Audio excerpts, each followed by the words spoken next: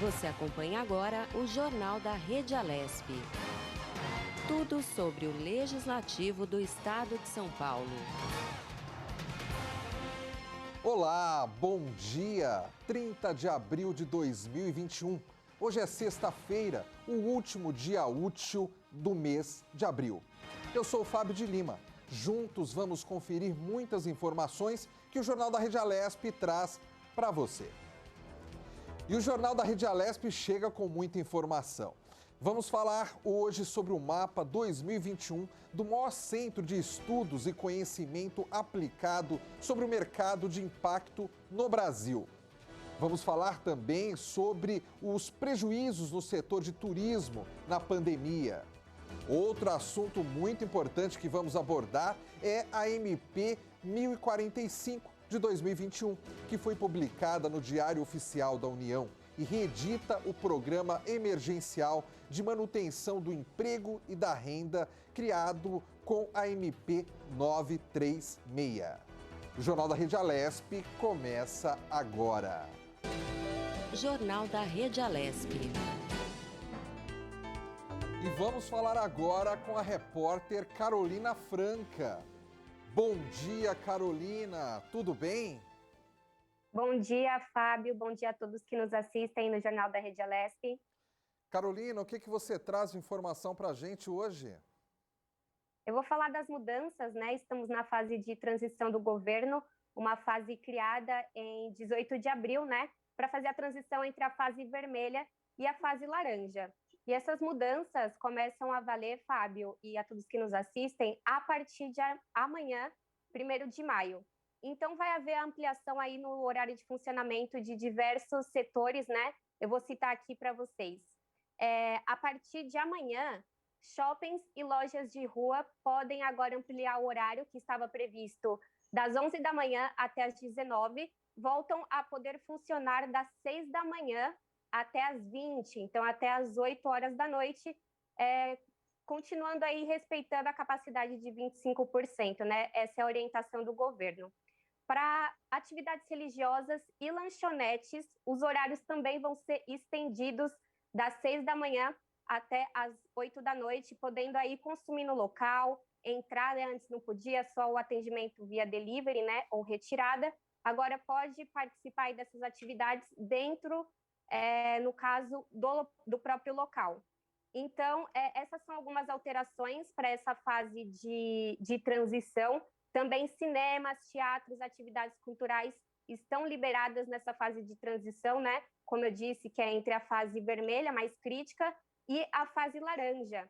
Lembrando que o governo estadual também previu uma mudança e uma atualização no Plano São Paulo, por conta dessas mudanças, né? Agora com a vacinação, eles também vão começar a incluir esses dados no plano, vai haver uma atualização, então, quanto à capacidade, né, o percentual de capacidade das UTIs, para fazer uma nova atualização no Plano São Paulo, isto já na próxima semana também, Fábio.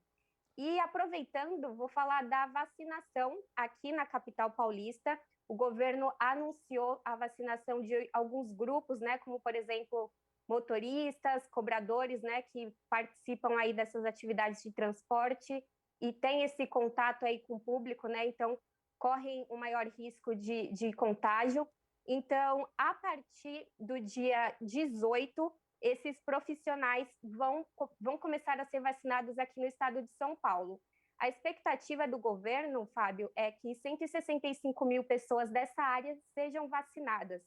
E a partir do dia 10 de maio, aí uma semana antes da previsão para motoristas e cobradores, pessoas transplantadas, pessoas também com problemas renais que fazem hemodiálise e pessoas com síndrome de Down podem começar a ser vacinadas aí a partir do dia 10. Isso entre 18 anos, né? Então, essas pessoas com essas especificações que eu falei, já com 18 anos de idade, podem entrar na prioridade da vacinação, Fábio.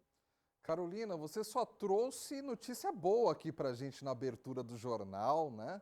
Então, nesse final de semana já tem um pouco mais de opção para as pessoas que querem, de repente, comer fora, né? Querem alguns momentos de lazer também. Eu só espero que as pessoas sejam conscientes, né, para utilizar essas novas opções e continuem respeitando ali o distanciamento, continuem usando o álcool, senão não adianta nada essa flexibilidade se as pessoas não tiverem essa consciência, não é mesmo, Carolina? Exatamente, Fábio. Lembrando aí que a orientação do governo, apesar de ampliar esse horário, é que a capacidade seja respeitada aí até 25%, né, desse estabelecimento. Não vai haver multa, também não vai haver uma fiscalização, né, para saber se esses 25% estão sendo cumpridos, mas, de qualquer forma, o governo pede essa orientação também para quem presta esse serviço, né, e para a população que continue utilizando a máscara, a proteção facial, né, respeitando o distanciamento social. E caso aí puder ficar em casa, ainda também é uma recomendação do governo, apesar desses comércios poderem ampliar os seus atendimentos e serviços. Sabe, Carolina, quando você fala que não vai haver fiscalização, eu já fico receoso, né?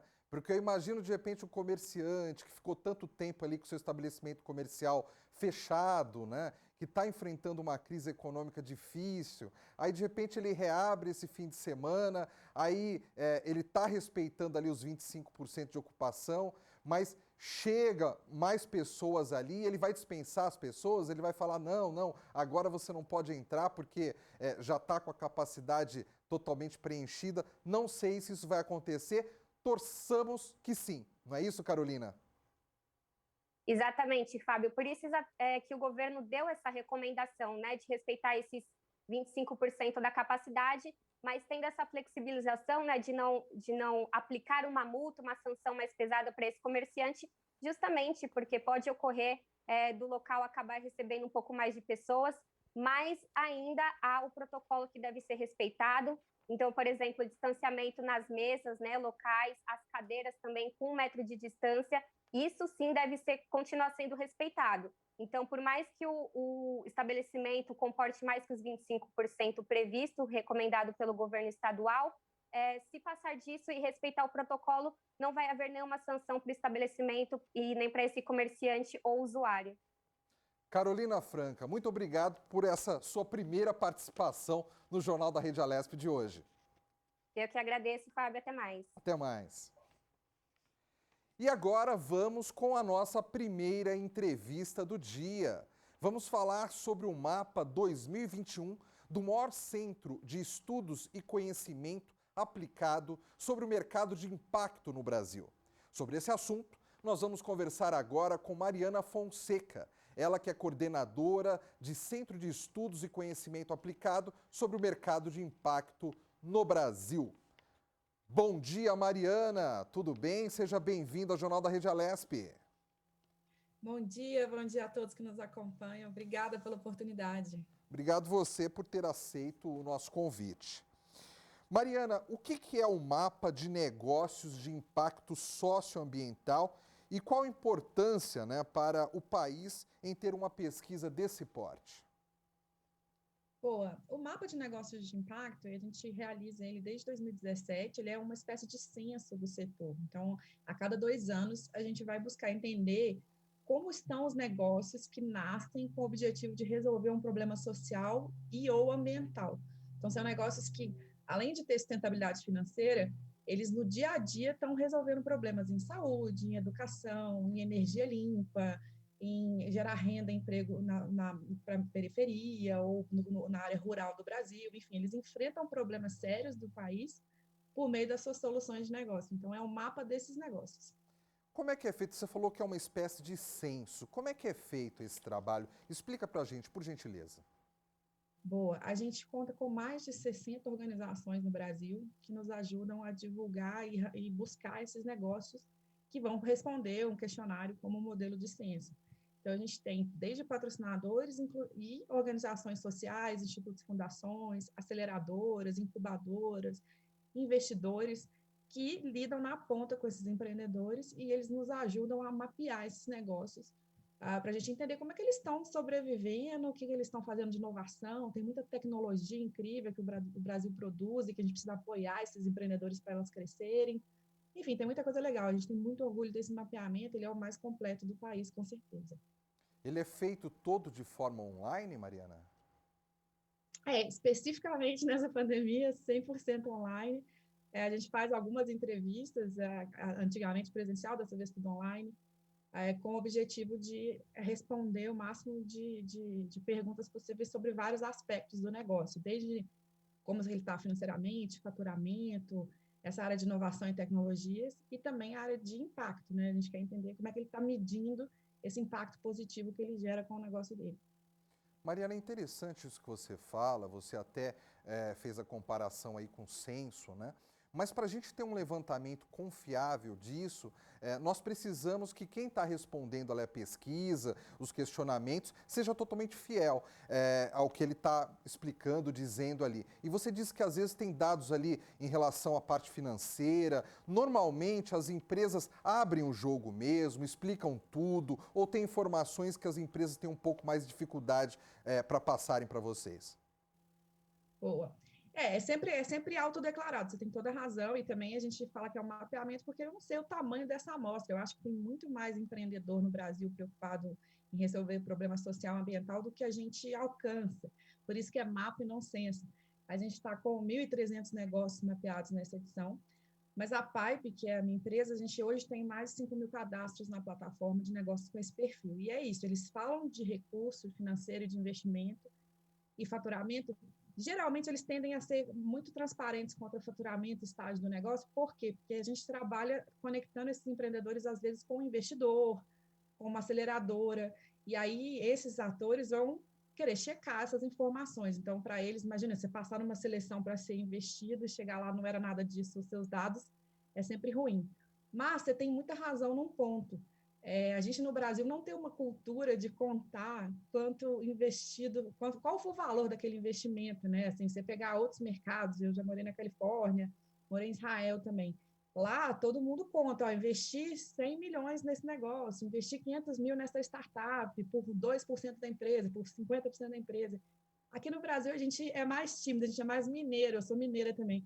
A gente não conta muito esses lucros, a gente adoraria poder contar melhor essas histórias para incentivar outros investidores, incentivar que os empreendedores apostem em soluções de impacto, porque se a gente contar boas histórias e bons resultados, melhor, né?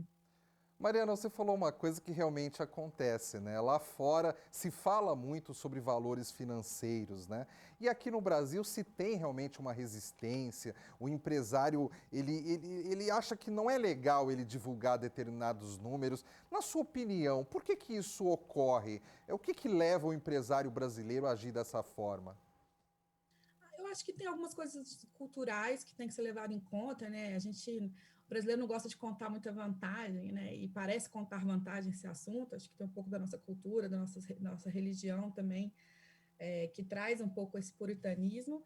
Mas, por outro lado, eu acho que especificamente nos negócios de impacto, vale pontuar. Eu estou falando muitas vezes de negócios de agrofloresta ou agricultura familiar. São pequenos empreendedores que estão inovando ali na Amazônia. Ou eu estou falando de um cientista que desenvolveu uma solução incrível para limpeza de água. Ele tem uma tecnologia inovadora e está empreendendo essa tecnologia. São pessoas que não necessariamente vêm do mercado financeiro também, né? A inovação pode vir de várias áreas. Então, eles também precisam aprender um pouco essa cultura de negócios, essa cultura de falar de dinheiro e a importância de transparência disso, quanto isso também te ajuda a mostrar resultado.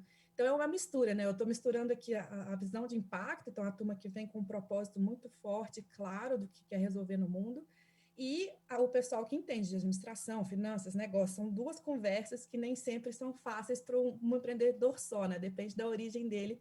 Ele vai tender a ser mais preocupado em detalhar essa tecnologia, essa solução, ou a questão ambiental, por exemplo, e ter mais dificuldade em lidar com o negócio. Ele está aprendendo. Então, por isso que precisa ajudar com aceleração, com o investidor que é profissional, que sabe explicar sobre o negócio e ajuda esse empreendedor a crescer. Enfim, é uma mistura aí de dois perfis. E Mariana, depois de a gente entender um pouquinho aí sobre o trabalho de vocês, eu fiquei curioso agora. Então, esse, vamos chamar assim, de censo mais recente aí, o que ele trouxe de novidade? Quais as informações que você pode destacar para a gente, para os nossos espectadores, por gentileza? Boa. Eu acho que tem uma novidade que para a gente foi super importante, que normalmente quando a gente fala de startup, empreendedorismo no Brasil, você vai ter muitos fundadores homens, né? É mais comum os homens serem empurrados aí a empreender, tá mais na cultura. E a gente vem trabalhando nos últimos anos a melhoria e o apoio a mais mulheres e outros gêneros também que queiram empreender no mercado. E aí foi super interessante ver que a gente equiparou. Hoje a gente tem uma mistura boa de mulheres à frente também de negócios de impacto, o que é super importante, porque elas trazem outras visões também dos problemas e soluções interessantes. Esse foi um ganho desse mapa. E outro desafio que a gente sempre teve é que, óbvio, como São Paulo, Sudeste, agrega muito investidor, o mercado financeiro está muito forte nessa região, você tem muita aceleradora, muito mercado de tecnologia, a gente sempre vê uma amostra muito parruda de empreendedores que acabam migrando para o Sudeste para poder acessar esses recursos. Então, a gente também tem trabalhado no mercado de como a gente leva acesso à educação, aceleração, investimento fora do Sudeste. E aí a gente viu o Nordeste crescer nesses últimos anos, tem muita ação local, fazendo apoio a esses empreendedores para gerar inovação. Imagina, o Nordeste tem um potencial enorme em energias limpas, por exemplo, muita coisa legal acontece por lá. E a gente começa a ver o crescimento de negócios saindo um pouco do Sudeste, que é bom para a gente ter mais diversidade. O Brasil é um país continental e a gente precisa entender os desafios de empreender em todos os cantinhos do país, né? Você falou de energia limpa, né? Eu lembro muito ali da região ali de Natal, no Rio Grande do Norte, com aquela coisa de utilizar o vento, né, para produzir energia. Ou seja, no Nordeste, então, está havendo muitas startups, muitos projetos indo nessa linha de aproveitar coisas que sejam que sejam mais respeitosas com o meio ambiente e, ao mesmo tempo, produtivas para a região, é isso?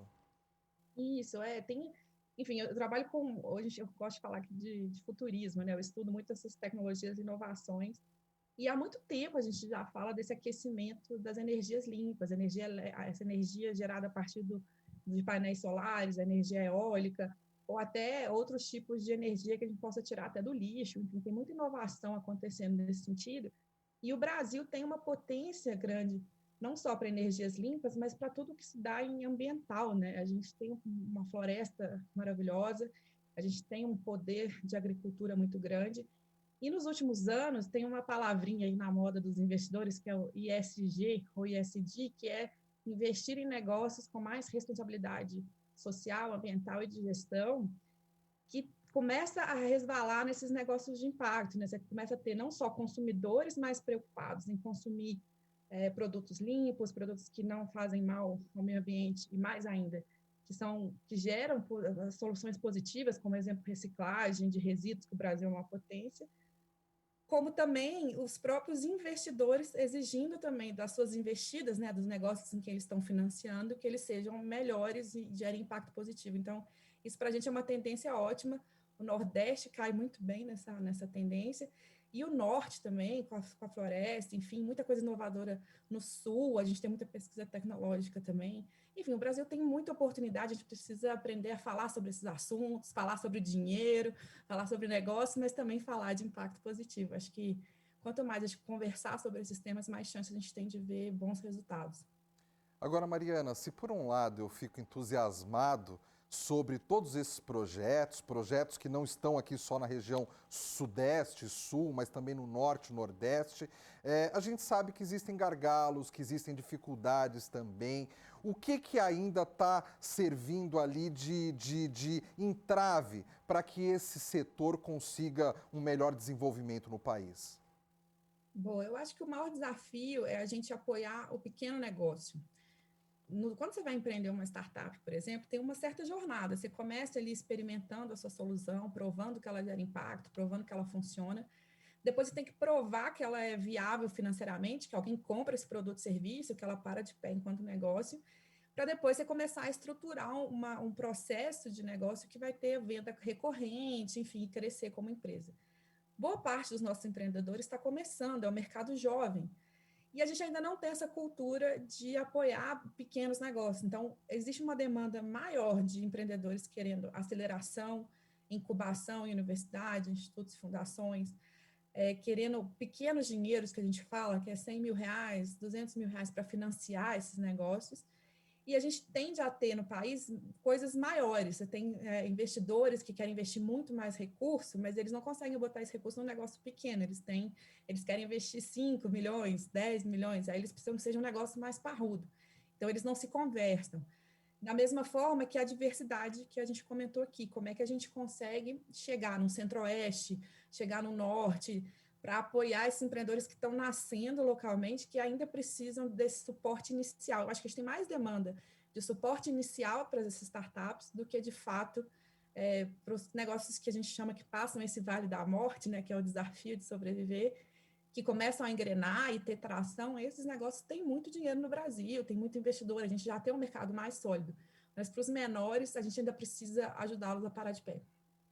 Existe uma frase que se fala muito no meio empresarial, é que no momento de crise é um momento de oportunidades. Nós vivemos uma crise muito grande aí com a pandemia, uma crise econômica derivada da crise pandêmica.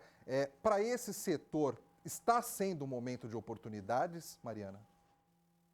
Bela pergunta. Essa foi uma das maiores surpresas para mim, especialmente nesse mapeamento. Infelizmente, a gente viu aí 6% dos negócios de impacto que declararam falência, que estão fechando as portas nos próximos meses por conta da crise econômica.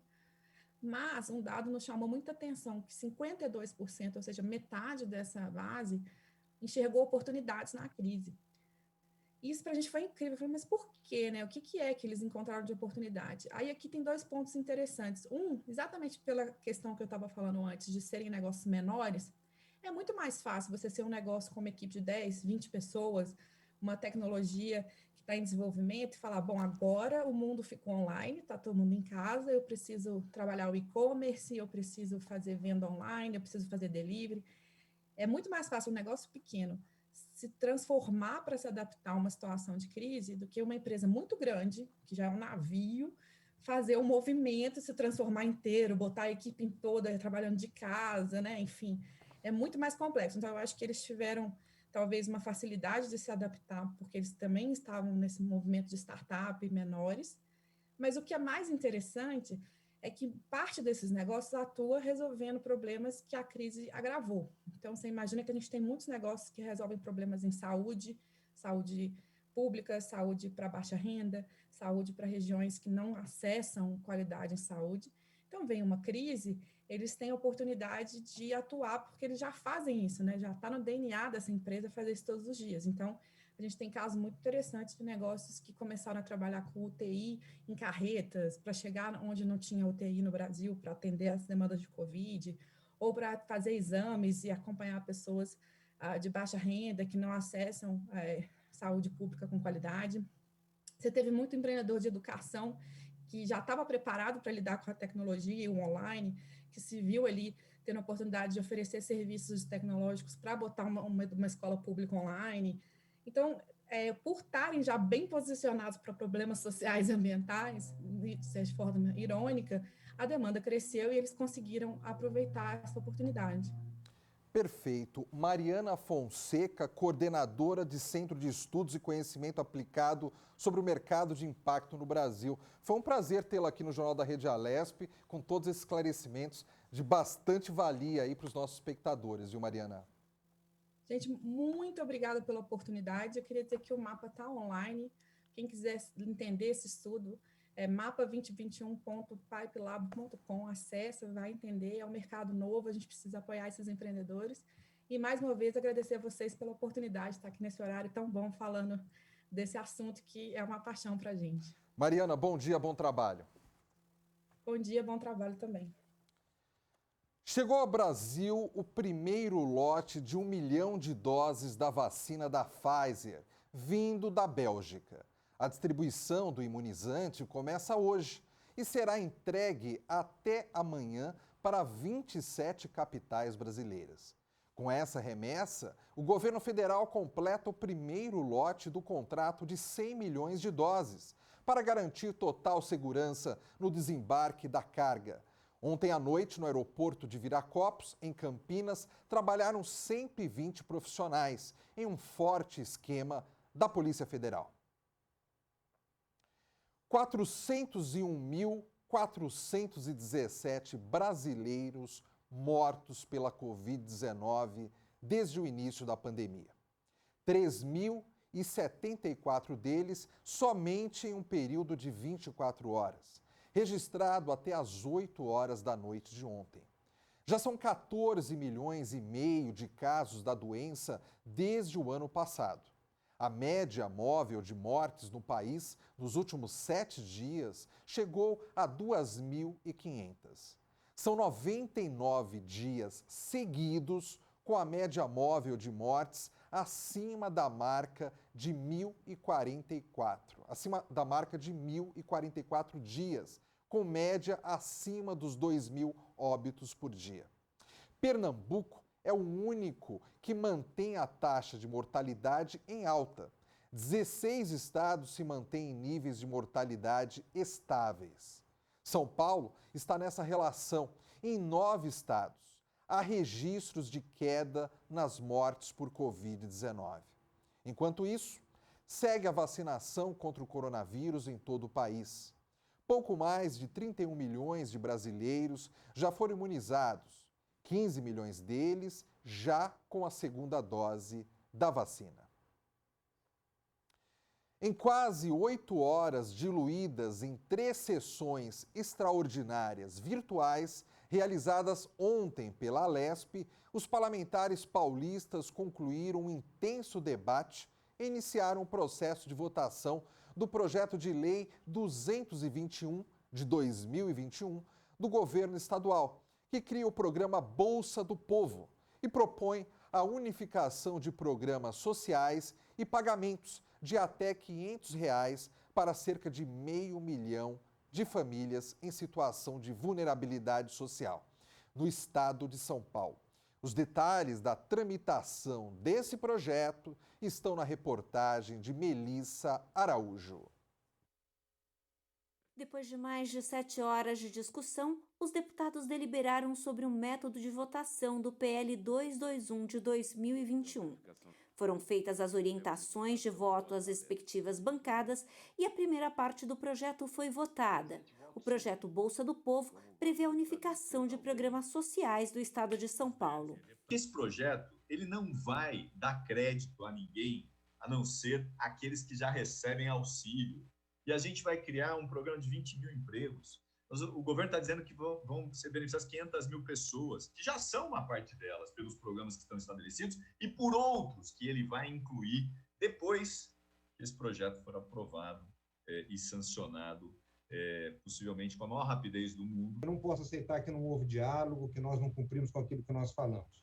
Nós cumprimos com aquilo que nós nos comprometemos, que é manter o diálogo e atender aquilo que estava dentro do conceito do projeto. E, presidente, o projeto é um bom projeto, presidente. O projeto já identifica nos seus programas sociais lá estabelecidos as pessoas que mais precisam. As diretrizes desses programas que já existem estabelecem regras claras. Não prospera a ideia de dizer que nós vamos deixar o programa solto, que vai fazer o que quiser. Não é verdade, presidente. O programa, ele, inclusive, dá oportunidade de os técnicos lá na frente, os assistentes sociais, a Secretaria da Promoção Social, em casos de necessidade, ter flexibilidade de poder movimentar a mão do Estado para atender as pessoas que mais precisam para nichos da população que estejam em uma situação, às vezes, com mais carência, presidente. Nós não podemos fechar em leis a mobilidade do Poder Executivo, poder executar suas ações. Quem foi prefeito sabe disso. Tem essa noção clara, presidente. Tanto é verdade que nós ainda, mesmo com todas essas dificuldades, acolhemos emendas do PL, emendas do PRB, emendas do PSDB, 2 emendas do PT, emendas do Novo, emendas do DEM. Com a unificação de programas, o governo prevê pagar benefícios de até R$ 500 para até 500 mil pessoas. Por 65 votos a favor e 6 contrários, o projeto 221 de 2021 foi aprovado em sua redação original. Assim, os substitutivos de 1 a 4 ficaram prejudicados. Votaram 72 deputados, sendo 65 votos sim, 6 votos não e este presidente.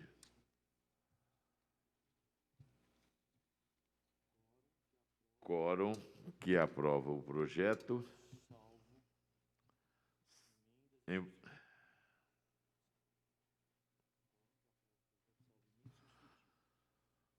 Quórum que aprova o projeto, prejudicado substitutivo de 1 a 4. Na próxima sessão, os parlamentares vão votar as emendas encaminhadas para compor o projeto. Nós vamos falar agora sobre os prejuízos no setor de turismo na pandemia. De acordo com pesquisa da Federação do Comércio de Bens, Serviços e Turismo do Estado de São Paulo, a FEComércio, desde o início da pandemia até fevereiro deste ano, o turismo brasileiro teve uma perda de 65,6 bilhões no setor.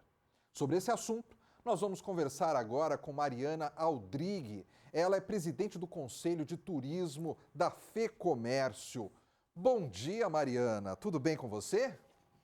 Bom dia a todos que nos ouvem. Muito obrigada pelo convite. Estar aqui novamente é sempre uma alegria. Obrigado a você por tê-lo aceito. Mariana, me fale um pouco sobre o momento do setor turístico. Qual foi exatamente o pior momento desde que começou a pandemia?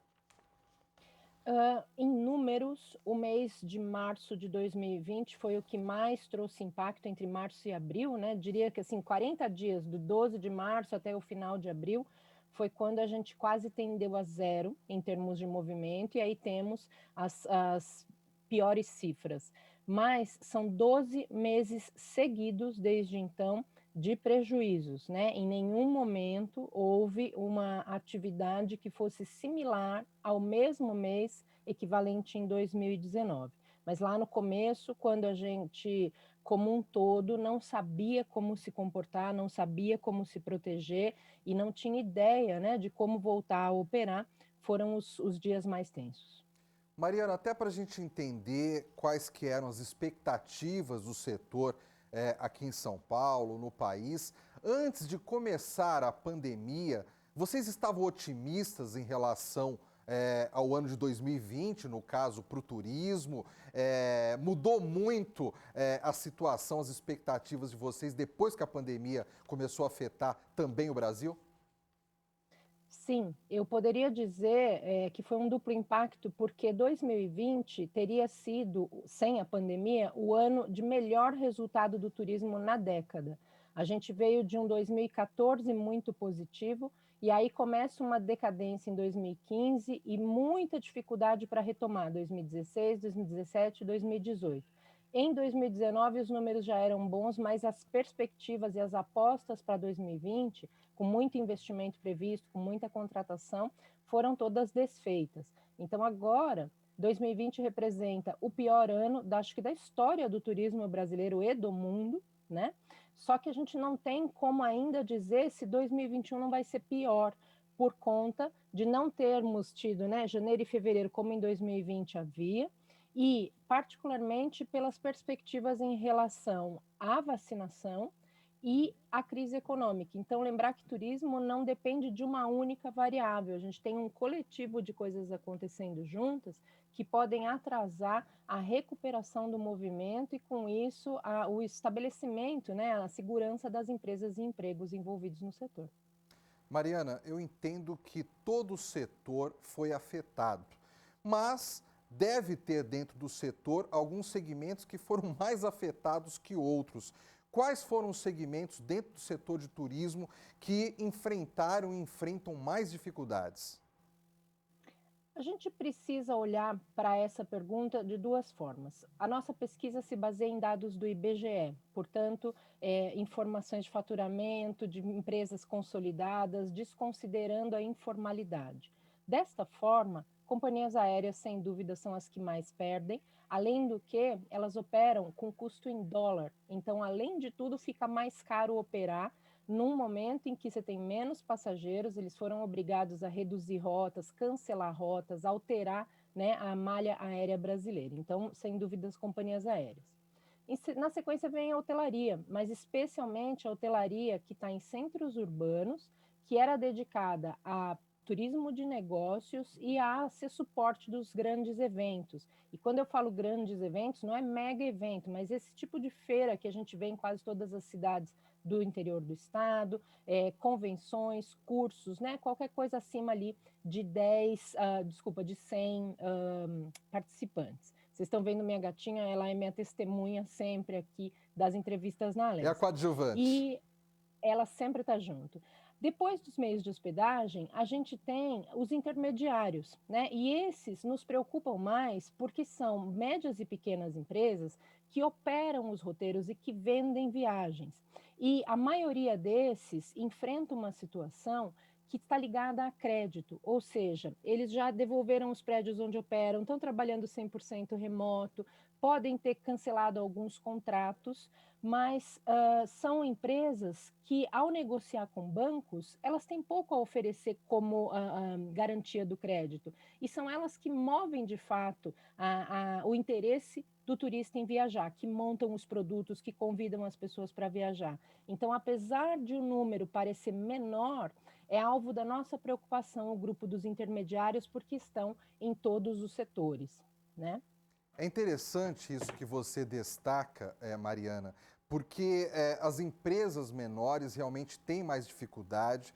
Existem municípios, às vezes, que toda a economia do município gira ali em torno do turismo, ou seja, não tendo turismo, afeta o município como um todo.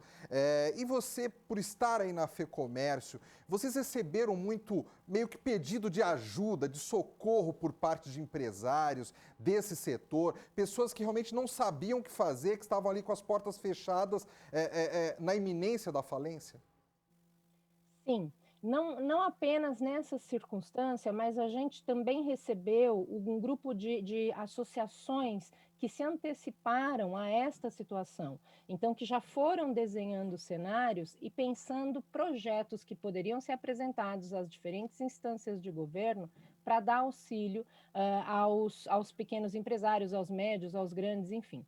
Então, desde lá no começo, aquela proposta de permitir cancelamento e reembolso que ainda está em vigor, né, para que as empresas pudessem adiar um pouco ou parcelar esse pagamento para dar sobrevida à empresa, a preservação dos empregos do setor, e nesse momento a gente está muito empenhado em ajudar na negociação, tanto da chegada do crédito na ponta, que é bastante difícil, ou seja, mesmo quando o governo federal ou estadual autoriza uma linha de crédito, a gente tem que lembrar que quem concede o crédito é a instituição financeira. Então, tem todo um trabalho de orientação agora da nossa parte.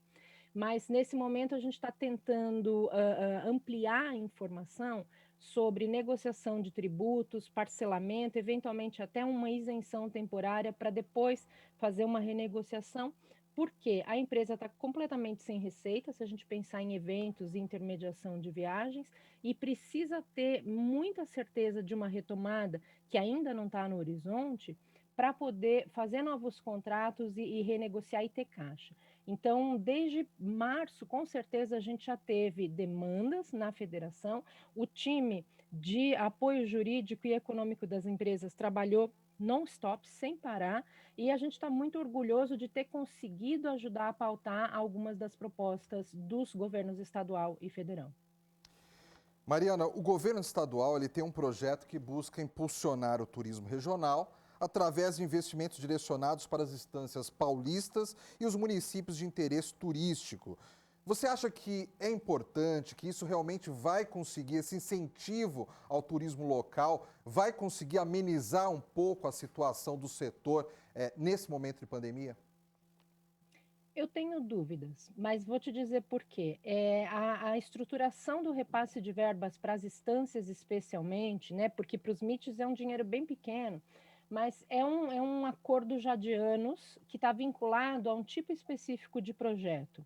Então, em muitos casos, os projetos que são apresentados guardam pouca relação com o turismo, ou mesmo quando bem justificados, ainda assim, não tem métricas que a gente possa dizer tanto dinheiro do Estado foi investido, representou em tanto retorno em turistas, ou em gastos, ou em arrecadação. Outra coisa também a que se pensar, se o que está sendo apresentado como investimento nesse momento é desse ano ou é pagamento de compromissos de anos anteriores pré-estabelecidos. O investimento em turismo neste momento para o Estado tem muito a ver com a divulgação dos produtos novos e adaptados que existem, por exemplo, como as rotas cênicas, tem a ver com um reconhecimento de que parte das famílias só vai viajar de carro para distâncias curtas. Então, a gente está no melhor estado que a gente poderia estar, onde tem a maior concentração de recursos e de pessoas com renda para fazer isso. Mas, na união entre ações do Estado, especialmente nesse contato que os deputados têm, né, com os municípios, a gente tem que lembrar que turismo não é estático, então precisa de estratégia, precisa de promoção, precisa de muita ação digital. E às vezes, quando eu olho para alguma das coisas dos municípios, eu penso, eles estão ainda em 1930, em 1940, fazendo uma propaganda em folheto, fazendo divulgação de produtos que ficam fechados aos finais de semana. Então, temos que atualizar o que existe de interessante, que está alinhado com a demanda deste turista que está confinado, mas que vai com responsabilidade visitar um lugar ligado à natureza ou uma praia. Mas eu não consigo, nesse momento, garantir que a maneira como os investimentos estão sendo anunciados tenham relação direta com o retorno do turismo no estado de São Paulo. Mariana, quando eu falo com representantes de alguns setores aqui a respeito desse momento pandêmico, e quando eu falo momento, é um momento bem duradouro, né? Um momento que já passa de um ano aí. Muitos empresários, muitos representantes de setores empresariais falam que mesmo quando se tem linha de crédito, na hora que o empresário chega lá, ele não consegue ter acesso a essa linha de crédito. E quando esse empresário vai procurar crédito, ele já está numa situação desesperadora, ele está precisando ali de dinheiro, porque senão o negócio dele vai quebrar de vez. No setor de turismo, vocês têm enfrentado essa mesma dificuldade de ter acesso a essa linha de crédito que o governo tanto enfatiza que está disponível? Sim. Sim, e é muito curioso aí fazer um pouquinho só de uma volta no tempo. Lembra quando você me perguntou de qual era a expectativa para 2020? Quando 2015 chegou e já afetou a previsão de muitos dos empresários, muitos deles já tinham ido a instituições bancárias para solicitar crédito. Então, não é de estranhar que alguns ainda tenham dívidas pendentes. São situações distintas e os concessores de crédito precisam levar isso em consideração, né? Haveria condição deles terem pago suas dívidas num ano de operação normal e de muito movimento que a gente teria em 2020.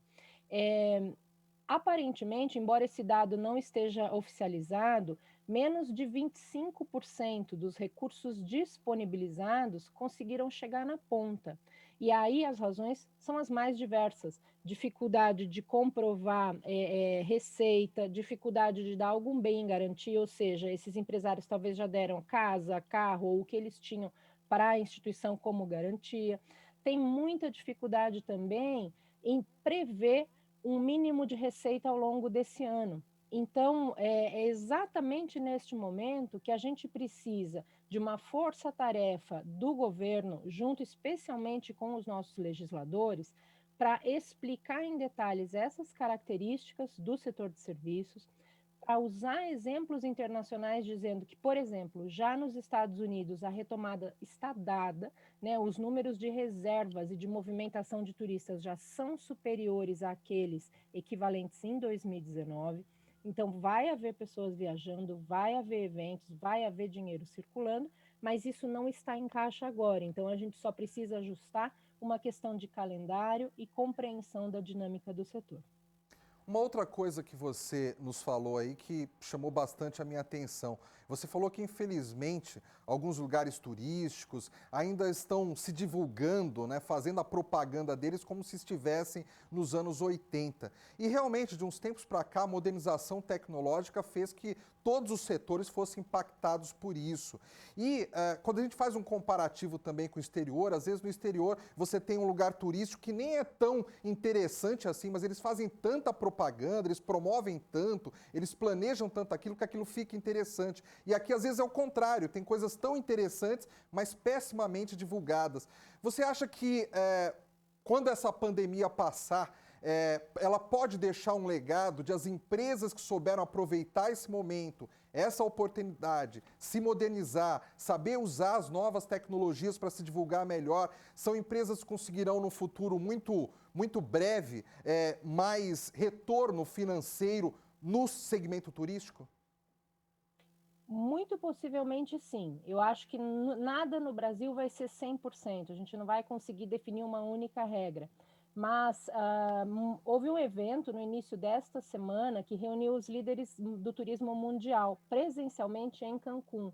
E eles discutiram como foi a estratégia de fidelização ao longo do ano passado. Então, isso envolveu, sem dúvida, a criação de filmes promocionais, ou narrativas, ou fotos, ou algo que povoou especialmente as redes sociais, porque nós estamos no celular ou no computador o tempo todo, criou o desejo, criou, como que eles falam, a campanha era assim, não venha para a Eslovênia agora, ou Portugal está aqui e vai estar quando você puder viajar. Então, tinha vários casos muito bonitos e muito inspiradores que a gente pode trazer para a realidade até das menores cidades paulistas e pensar, não se trata de preencher um formulário, não se trata de dizer eu tenho A, B ou C coisa, agora está pronto, os turistas virão. É o contrário, eu preciso mapear quem são turistas atualmente, como é o poder de compra, o que mais eles estão comprando além de viagem, porque muita gente gastou dinheiro, por exemplo, com reformas,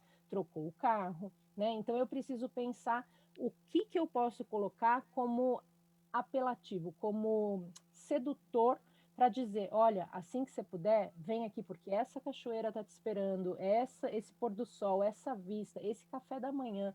Então tem muita coisa que é da criatividade do empresário, mas também que pode ser um pouco direcionada pelo, como eu posso dizer, pelo gestor público, pela equipe de eventos do município e com isso convidar mais gente e criar um desejo que vai ficar por longo prazo, então as pessoas vão ficar voltando. Então tem muita coisa legal para fazer ainda.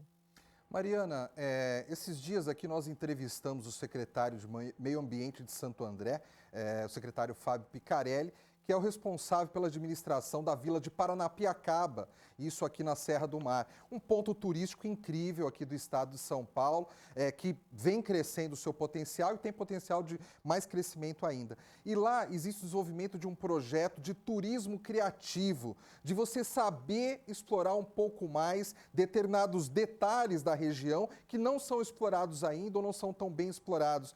Você acha também que isso pode ser um legado daqui para frente, de os lugares saberem explorar um pouco melhor, com criatividade, os pontos turísticos? Eu te pergunto isso porque, às vezes, por exemplo, existe uma cidade que tem uma igreja do século passado. Ela é o principal atrativo turístico da cidade, mas existem outros atrativos também. E toda a propaganda é voltada apenas para a igreja, ou seja, um turista de fim de semana, ele vai na igreja, ele almoça ali no restaurante, ele vai embora, sendo que haveria outros pontos turísticos para serem conhecidos. Ou seja, o turismo criativo também pode vir a crescer? Com certeza, e foi excelente esse seu exemplo. A Vila de Paranapiacaba teve uma revitalização e uma releitura que vai desde o turismo educativo para o turismo de família, para esse turismo de exploração, para um recontato com as raízes, né? Então tem muita coisa em um mesmo produto que multissegmenta, ou seja, eu tenho um só produto, mas eu atendo grupos de interesses diferentes, em momentos diferentes e com apelos diferentes. Eu gostei que você citou o exemplo da igreja, porque ele se une ao que eu estava dizendo antes.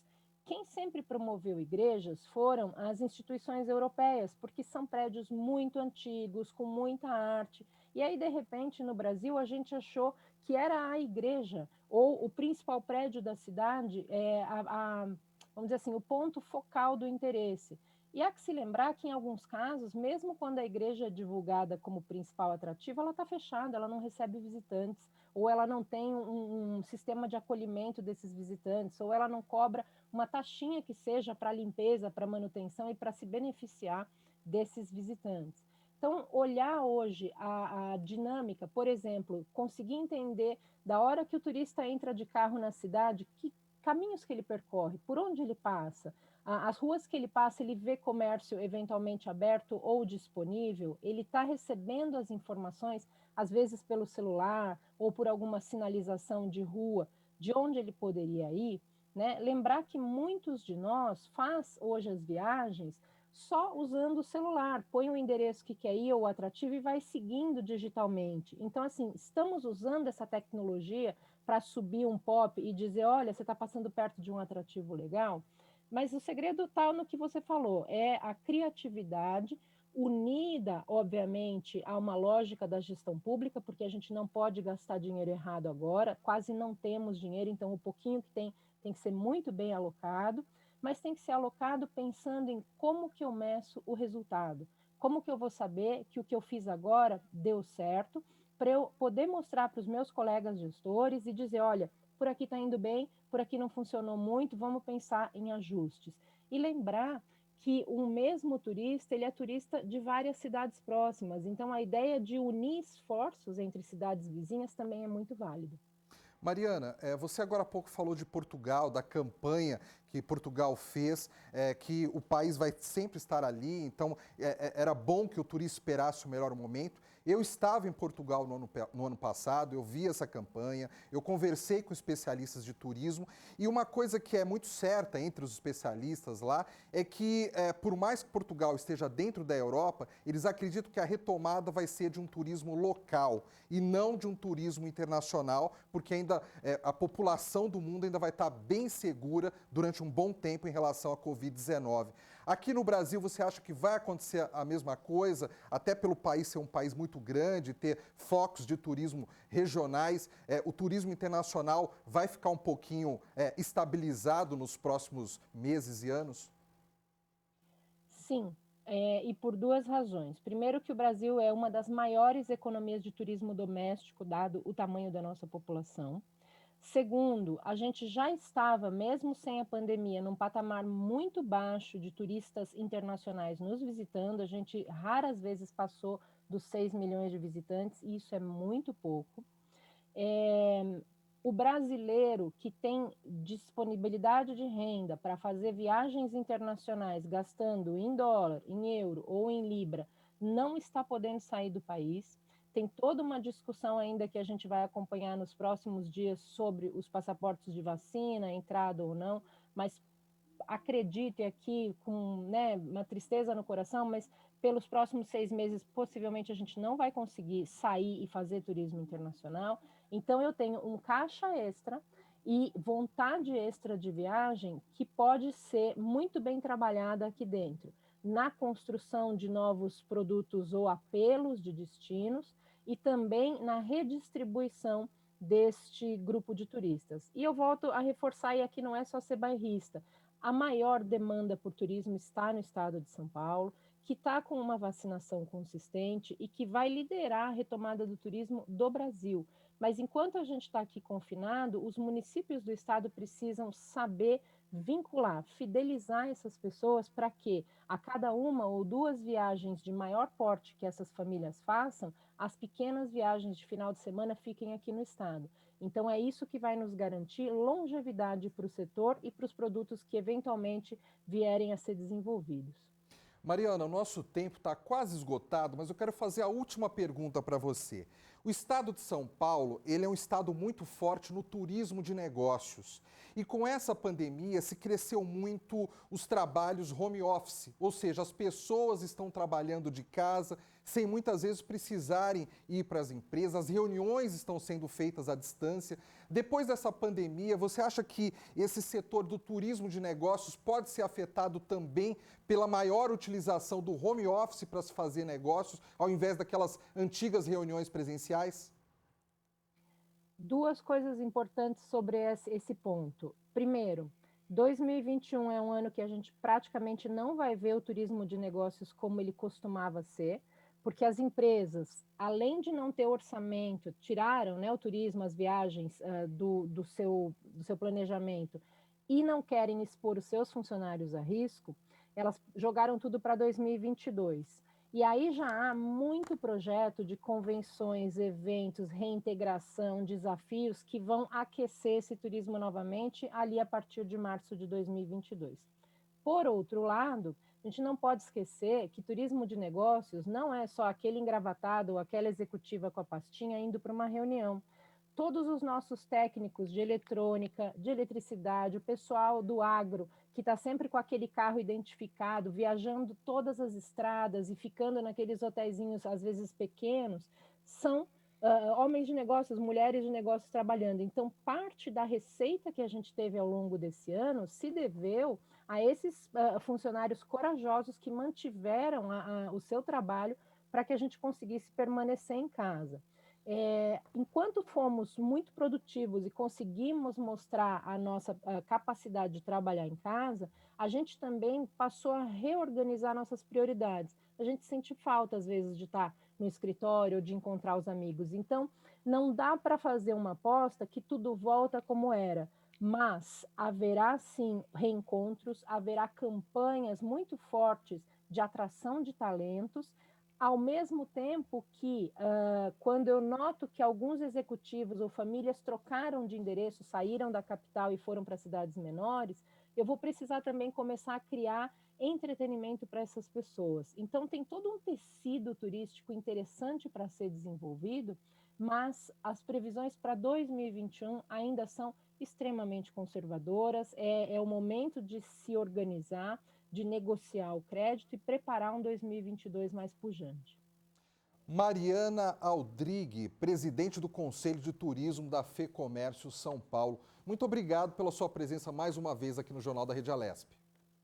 É sempre um prazer, contem comigo sempre, um excelente final de semana. Enquanto der, fiquem em casa, mas planejem suas viagens.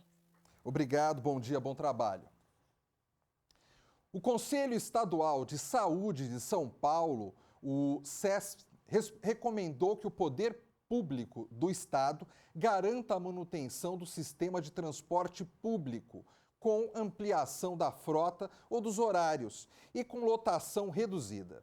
O objetivo é preservar o distanciamento social para evitar a contaminação por Covid-19 dos usuários. A recomendação foi publicada no Diário Oficial desta quinta-feira, dia 29, quando o Brasil alcançou a marca de 400 mil mortos por coronavírus. O transporte público de São Paulo tem registrado aglomerações todos os dias, o que facilita a propagação da doença. É necessário, entretanto, de acordo com o texto do Diário Oficial, que o governo forneça um nível de serviço adequado para permitir os deslocamentos necessários e evitar a propagação da doença, mantendo em mente que a saúde da população vem em primeiro lugar. Em nota, a Secretaria dos Transportes Metropolitanos informou que só será possível ter aumento de frota com a vacinação de 100% dos funcionários e que aguarda as vacinas disponíveis para termos todos os nossos trabalhadores na operação e a frota integral.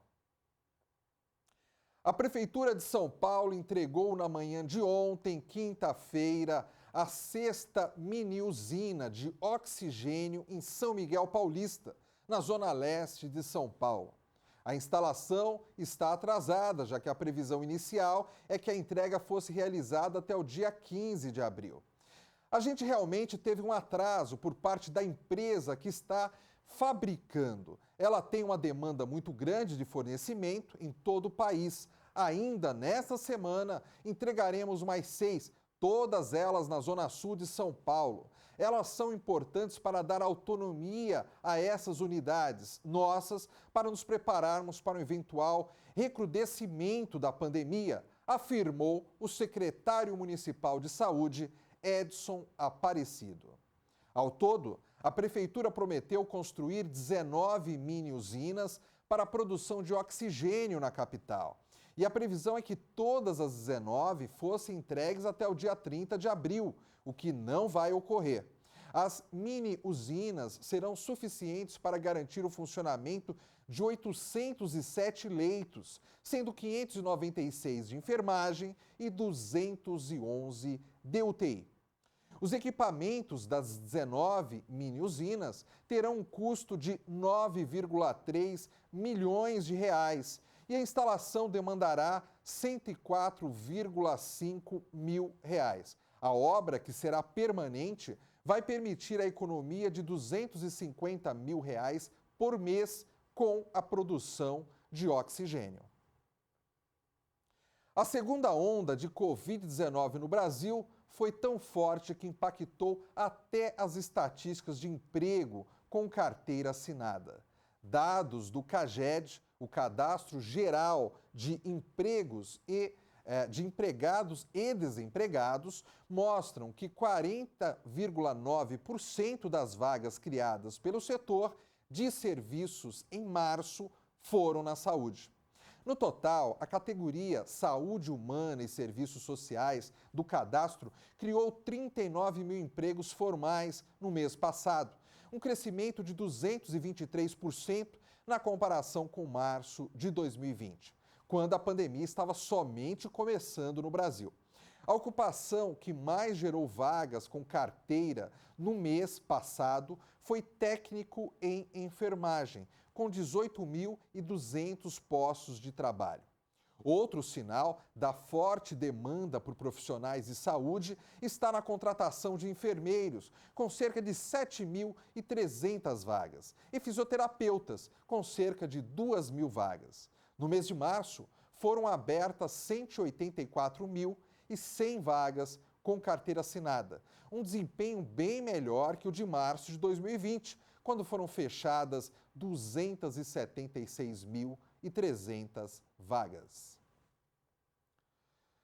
O IGPM, Índice de Inflação calculado pela Fundação Getúlio Vargas, subiu 1,5% só em abril. Em 12 meses, o índice já acumula 32% de alta. É a segunda maior alta desde o fim da hiperinflação, com a implantação do Plano Real em 1994. E representa 4 vezes a inflação geral ao consumidor, medida pelo IPCA, o que é o indicador oficial de preços do IBGE. Em 12 meses, o índice medido pelo IPCA acumula 6%.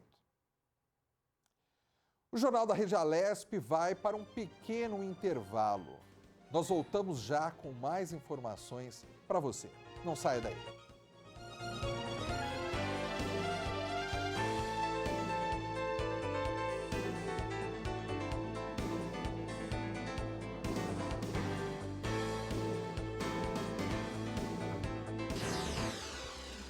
Você acompanha Jornal da Rede Alesp.